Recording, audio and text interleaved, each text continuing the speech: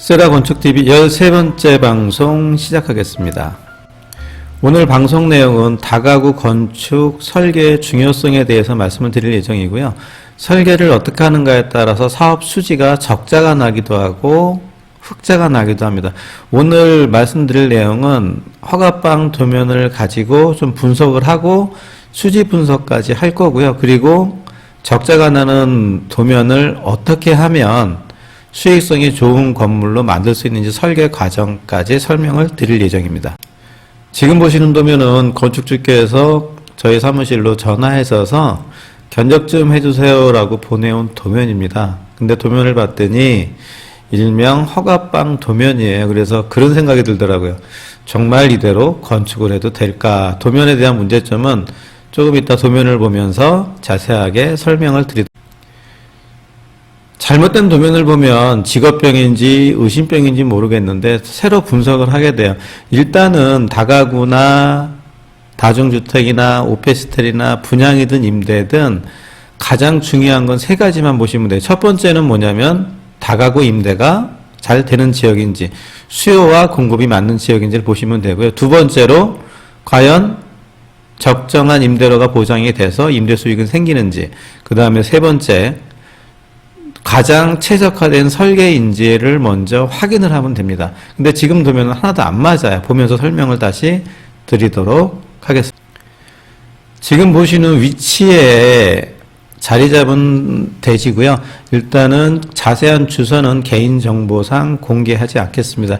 여기는 교통, 교육, 환경 모두 좋은 자리예요. 주변에 다가구 건물도 없고 수요와 공급 중에서 공급이 모자른 지역입니다. 그렇기 때문에 첫 번째 임대 수요 있는 지역이고요. 두 번째 임대 수익도 적정선으로 유지되는 지역입니다. 그러면 세 번째 정말 최적화된 도면인지만 보고 말씀을 드리겠습니다. 시공사 입장에서 보면 도면이 잘못됐든지 잘 됐든지 상관하지 않고 그냥 견적하고 시공하면 돼요. 하지만 눈에 뻔히 보여요. 이 도면대로 시공하면 임대 안 될 것이고 공실 날 것이고 건축주는 손실을 볼 수밖에 없는 도면이에요. 그래서 도면이 제일 중요합니다. 어떻게 설계하는가에 따라서 수익성이 많이 달라지세요. 이 도면대로 만약에 시공을 했다. 수익 안 나고 공실 날 수 있는 건물입니다. 도면을 보면서 다시 한번 말씀을 드리도록 하겠습니다. 지금 보시는 도면이 보내온 건축주께서 견적해주세요 라고 보내온 도면이고요. 이 도면은 인허가가 완료된 도면이고요. 설계비도 많은 비용이 지출된 도면입니다. 일단 하나씩 좀 도면을 볼게요. 주소는 개인정보상 삭제를 했습니다. 대지 면적은 등기상 163회배니까 한 49평 정도 되는 거고요. 건폐율은 법정 60%인데 54.9%, 용적률은 200%에 154.5%, 50% 정도면 얼추 건폐율과 용적률은 다 찾았다고 볼 수 있습니다.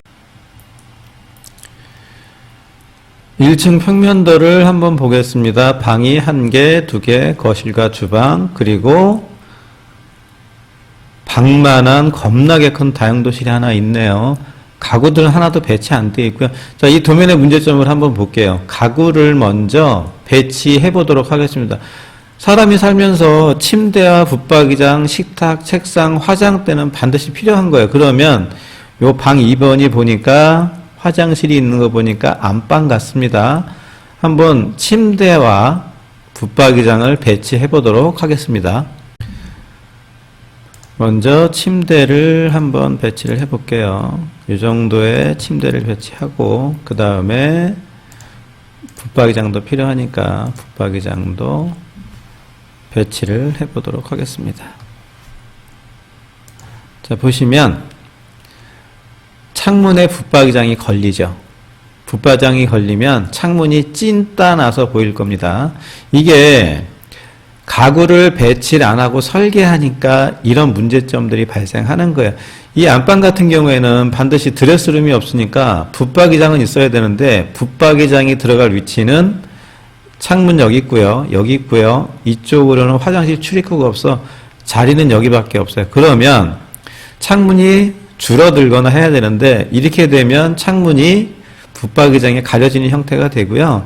그 다음에 침대와 붙박이장 공간이 없어서 여기는 문 못 열어요. 슬라이딩으로 하면 별 문제는 없겠지만 일단 문제가 있고요. 방 1번도 한번 붙박이장만 배치를 한번 해보겠습니다. 자, 이 정도 들어간다고 볼게요. 여기도 마찬가지로 걸리죠. 장롱이 창문을 가리고 있는 형태로 보시면 되고요.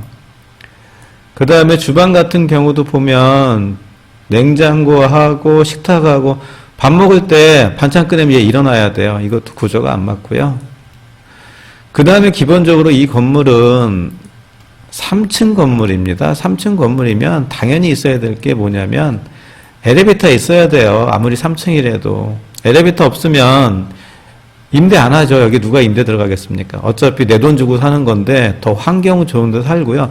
다가구 주택 같은 임대형 건물 같은 경우에는 공간 구성이 좋아야 돼요. 공간 구성이 버려지는 공간 없고 수납 공간 많고 집이 커 보여야 되는데 이렇게 쓸데없이 다용도실 크게 하고 엘리베이터실 없으면 임대 안 됩니다. 이번에는 2층 도면을 한번 보도록 하겠습니다. 방이 3개가 있고 발코니 있네요. 마찬가지로 뭐 엘리베이터는 아까 말씀을 드렸고, 기본적으로 3룸 같은 경우에는 안방에, 여기가 지금 안방인 것 같아요. 보니까 안방에 기본적으로 드레스룸이 배치가 돼야 됩니다. 2층도 마찬가지로 안방 같은 경우에 붙박이장에 들어가면 여기 요만큼 들어가겠죠. 여기 붙박이장에 들어갈 건데 역시나 창문에 걸리고요. 침대에 들어갈 자리가 없네요. 없고 방 3번도 마찬가지로 없고요. 방 2번도 마찬가지로 기본적으로 이 평면은 가구가 전혀 고려가 되지 않은 평면입니다.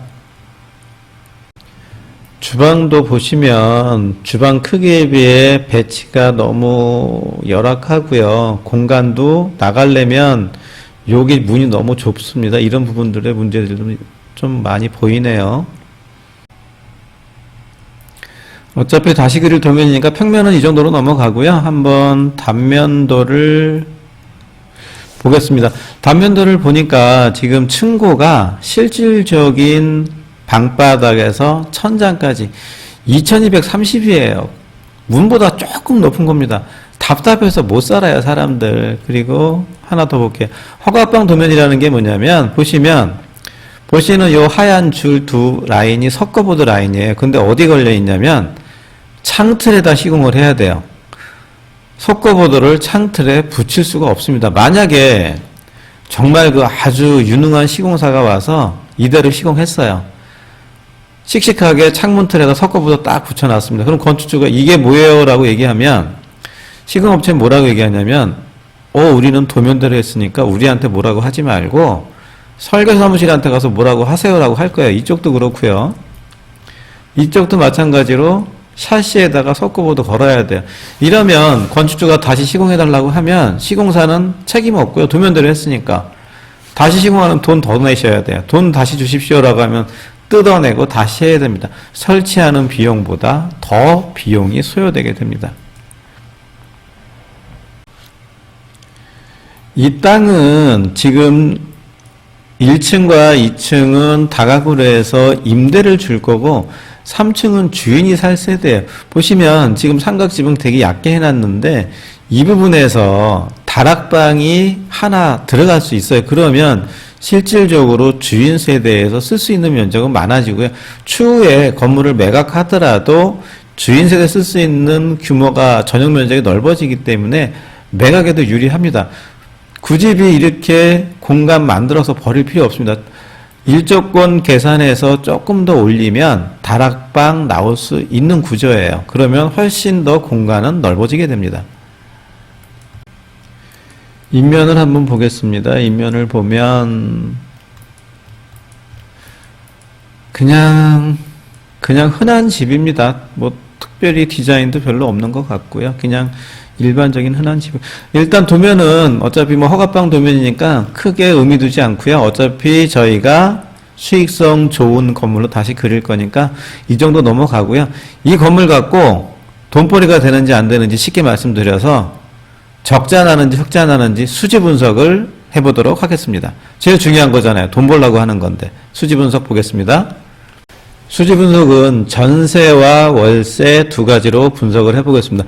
먼저 전세를 한번 볼게요. 자, 임대 수입은 지상 1층, 지상 2층 두 세대를 임대를 줄 거고요. 나머지 3계층은 주인이 살 거니까 도면상으로 지금 22평형, 그 다음에 2층이 24평형 돼 있고요. 인근 전세가를 조사해 보니까 1억 7천 정도 됩니다. 1억 7천 그대로 반영하도록 하겠습니다. 1층 1억 7천, 2층 1억 7천 해서 총 전세 보증금으로 들어오는 돈은 3억 4천이세요. 공사비 4억 3,800 들어가고요. 설계비 기타 등등 해서 총 내가 써야 될 돈, 집 짓는데 써야 될 돈은 4억 5,800입니다. 그러면 건축주가 4억 5,800 공사비를 조달을 하셔야 돼요. 자, 임대보증금으로 얼마가 들어왔냐면 1억 7천씩 3억 4천이 수익금으로 보겠습니다. 그러면 건축주가 4억 5,800에서 3억 4천을 빼면 1억 1,800을 은행에서 빌려 오셔야 돼요. 연이율 3.2% 정도 보겠습니다. 그러면 1년에 납부하는 이자는 370만 원 정도 납부하셔야 되고요. 매월 은행에다가 30만 원 돈씩 이자를 납부하셔야 돼요. 결과론적으로 보면 집은 졌는데 공사비도 조달이 안 됐어요. 그러면 전세로 질 필요가 없겠죠. 이 건물을 지어야 될 이유가 없습니다. 왜냐하면 결과론적으로 집 짓고 내 돈 1억 1,800 들어가서 은행에다 매달 30만 원씩 이자를 주고 계신 거니까 전세는 사업성이 없습니다. 이제 월세를 보도록 하겠습니다. 월세 사업수지 분석하고요. 조건은 같습니다. 22평형 1층에 하나, 2층에 24평형, 3층 25평형은 주인 세대가 사용합니다. 인근 지역을 봤더니 월세 유지 가격이 대략 1,000에 50 정도 돼서 여기는 위치가 조금 더 좋아요. 그래서 임대보증금 2천만 원 보고 22평짜리는 임대로 70만 원 보고요. 2층 24평형은 평수가 2평 크니까 80만 원 보겠습니다. 그러면 임대보증금으로 4천만 원 들어오고 매월 150만 원의 수익이 생깁니다. 건축공사비 4억 3천 들어가고요. 쭉 해서 총 투자 비용은 당연하게 땅을 갖고 계신 분이기 때문에 토지비는 제외입니다. 4억 5,800 들어갔어요. 4억 5,800에서 이제 공사 비용을 빌려와야 되는데 은행에서 토지담보로 3억 2천 정도 빌려오겠습니다. 그리고 1억 3,700은 자기 자본 30% 맞춰서 1억 3,700은 건축주가 내실 거예요. 임대보증금으로 4천만 원 들어왔으니까 3억 2천에서 4천만 원을 빼면 2억 8,660만 원을 은행에서 빌려오셔야 돼요. 2억 8,060만 원 은행에서 빌려왔으니까 마찬가지로 은행이자 3.2%에서 계산을 해보겠습니다.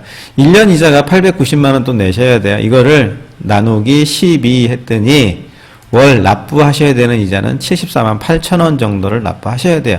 위에서 보신 것처럼 월 임대 수익은 두 가구 70만 원, 80만 원에서 150만 원 이득금 보셨어요. 은행이자 내야죠. 75만 원. 은행이자를 내고 났더니 얼마가 남냐면 매달 75만 원이 남고요. 얘를 1년으로 계산했더니 약 900만 원 정도 남습니다. 4억 5,800 임대보증금까지 그냥 같이 계산할게요. 4억 5,800 들여서 한 달에 70만 원 버시는 거예요. 수익률을 봤더니 1.97%예요. 이런 사업 하실 이유 없죠. 여기서 예를 들면 아까 허가방도면 한마디로 그냥 그런 거지 같은 평면이 임대가 될지 모르겠습니다만은 한 세대가 임대를 살다가 나갔어요. 너무 싫다고. 그럼 바로 적자 나시는 거예요. 이 사업 할 이유 없습니다. 손해봐가면서 뭐하러 이 짓을 합니까? 안 하는 게 낫지.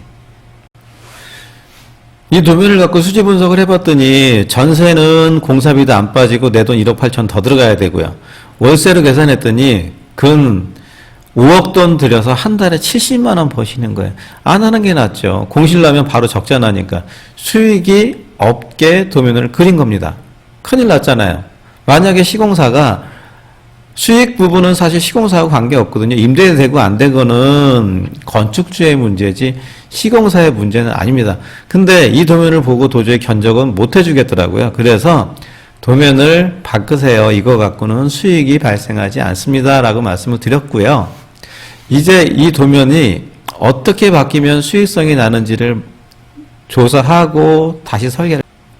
이 건축주분은 이미 허가가 났고 공사를 진행하려고 했던 분이에요. 그래서 제가 아무래도 이거는 임대도 안 될 것 같고 수익이 안 날 것 같아서 설계비 버리고 다시 시작하십시오 라고 제안을 드린 사항입니다.